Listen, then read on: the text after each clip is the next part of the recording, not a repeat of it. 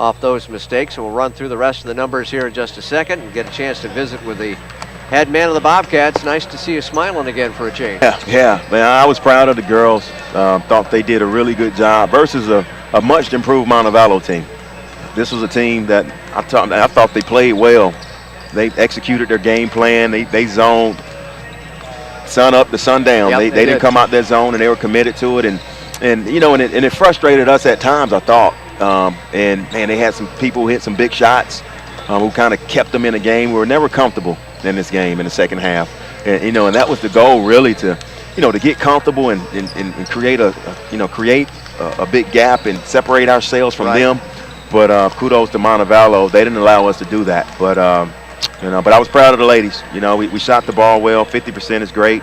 Anytime you face the zone, and that's the concern. You got to knock down some inside shots. Our goal is to get the ball inside, but when it's all said and done, you got to knock down some inside shots, and it was good to see us knock down some shots. Great start to the ball game. I think the first 8 minutes or so, Keys was just on fire. She just couldn't miss. Yeah. And wound up with a great 7 of 8 performance from three-point range. Yeah. I mean, she was just in one of those zones. And Keys is just a terrific shooter. She get in this gym and she works though. Keys, she gets extra shots up. Her individual workouts were good, and she's been shooting the ball well all year. And even her misses are not that bad. When somebody's in a slump, man, they miss the ball. Right. Their misses are bad. But even with Keys, a lot of times she shot the ball well, and she's been shooting it well the whole season. So it was good to see a lot of production out of our perimeter players, especially Keys. Good to see Donnelly come back after the sprained ankle and sprained wrist. She wound up with 15 points in the ball game. Only played 32 minutes. I thought she played less than that, but she was out there quite a bit. Yeah, it seemed like it. It's good to have her close to being healthy again. It is.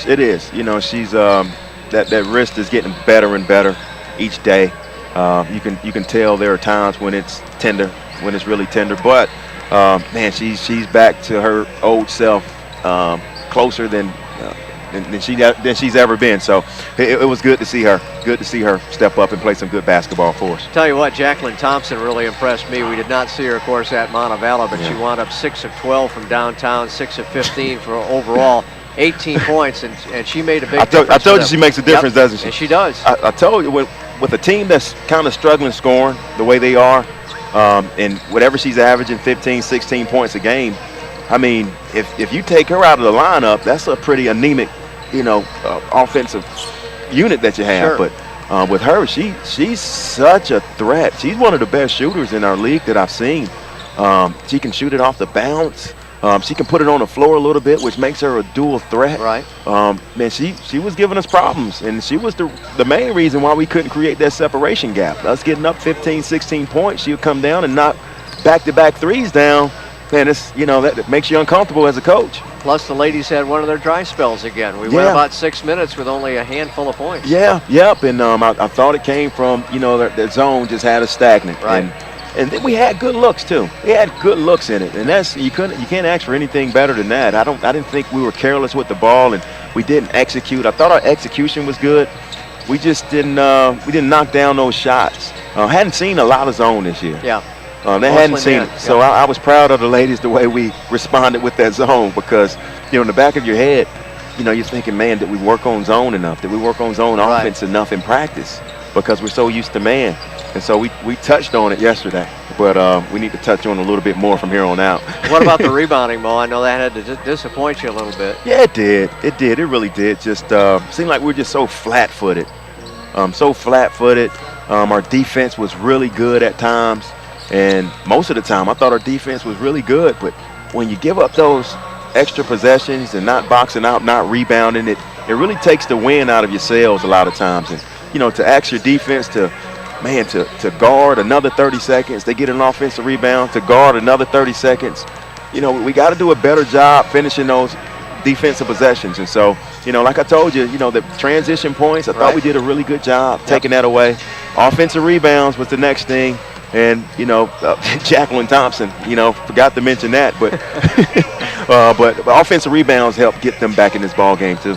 So a big win, and now we got another big road test on Wednesday because the Young Harris is above us, and they're holding down right now the number 4 and last spot for the tournament. Yeah, it's a big win a big game for us. Hopefully it'll be a win. There you go. But it's a big game for us versus Young Harris, and I think our ladies understand the sense of urgency there is now.